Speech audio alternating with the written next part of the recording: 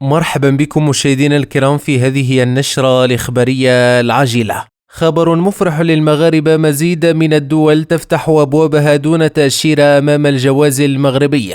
قبل الخوض في هذه التفاصيل لا تنسوا الإعجاب بالفيديو والاشتراك في القناة لتتوصلوا بكل جديد.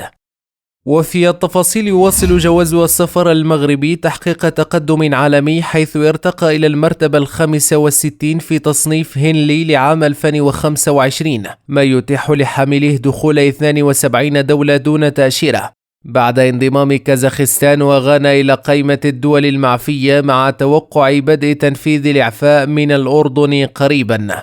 هذا التقدم يعكس الجهود الدبلوماسية المغربية لتعزيز العلاقات الدولية، حيث أعلن الوزير ناصر بوريطة عن اتفاق جديد مع ألبانيا لإلغاء التأشيرة بين البلدين، ما يعزز انفتاح المغرب عالميا ويوفر فرص سفر أوسع للمغاربة.